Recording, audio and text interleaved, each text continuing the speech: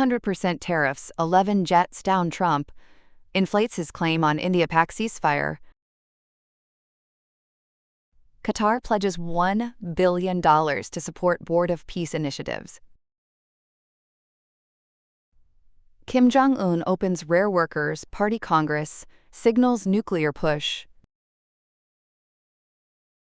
South Korea's ex-president, sentenced for life over martial law attempt. Donald Trump has once again claimed that he personally mediated between India and Pakistan during their 2025 military standoff, saying he threatened both countries with 200% tariffs if they did not halt the fighting. Speaking at his Board of Peace event, Trump also asserted that 11 fighter jets were shot down during the confrontation. He previously claimed 7 aircraft were lost. Trump said he contacted both leaders directly, including Narendra Modi and Shehbaz Sharif, and warned them that the United States would suspend trade deals and impose steep tariffs if hostilities continued.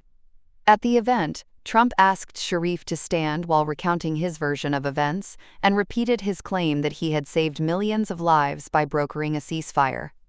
India has firmly denied any third-party mediation, maintaining that the cessation of hostilities was achieved through direct military-level talks between the two sides.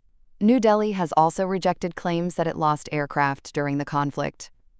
The tensions followed India's launch of Operation Sindoor in May last year, targeting what it described as terrorist infrastructure in Pakistan and Pakistan-administered Kashmir after a deadly attack in Pahalgam that killed 26 civilians. Trump has repeatedly stated that he helped end the crisis, adding it to a list of conflicts he says he resolved during his second term. The differing narratives underscore ongoing sensitivities surrounding the brief but intense standoff between the two nuclear-armed neighbors. Qatar has pledged $1 billion in support of the newly formed Board of Peace during its inaugural meeting in Washington. Mohammed bin Abdulrahman Al Thani said Doha remains committed to mediation efforts between Israel and Hamas and to pursuing a lasting resolution to the Israeli-Palestinian conflict.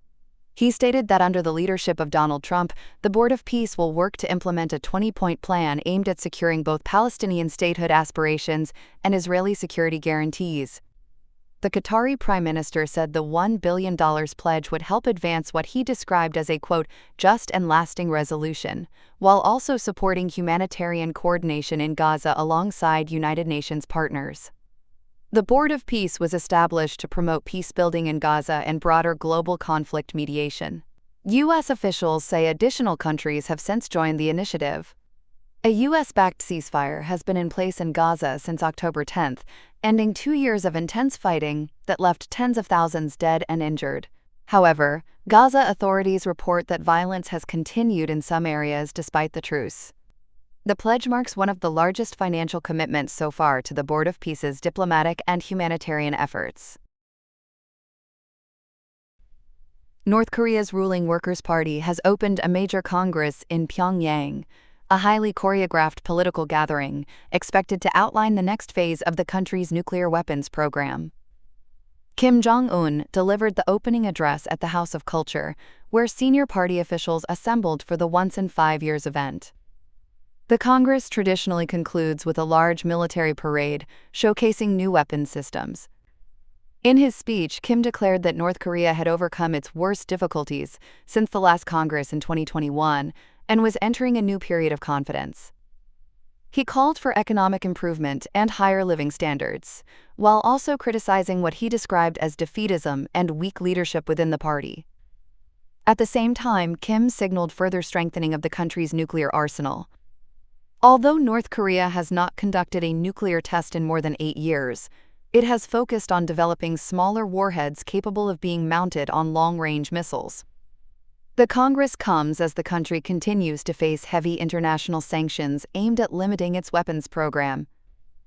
Analysts expect Kim to highlight military progress and deeper strategic ties with China and Russia. Observers are also watching for signs of shifting power dynamics, including the possible appearance of Kim's daughter, Ju-ae, who some believe could be positioned as a future successor. Yoon Suk-yeol has been sentenced to life in prison after a Seoul court found him guilty of masterminding an insurrection by attempting to impose military rule in December 2024. The court ruled that Yoon deployed troops to seal off the National Assembly and ordered the arrest of political opponents in a bid to subvert the constitution. Presiding Judge Ji Gui-yeon described him as the, quote, insurrectionist leader, and said his actions caused profound damage to South Korea's democracy. Prosecutors had sought the death penalty. However, South Korea has not carried out an execution since 1997, meaning a death sentence would likely have amounted to life imprisonment in practice. Yoon's declaration of martial law lasted only a few hours before lawmakers forced their way into parliament and overturned the order. He had claimed the move was necessary to counter so-called, quote, anti-state forces, but the court determined it was driven by domestic political struggles.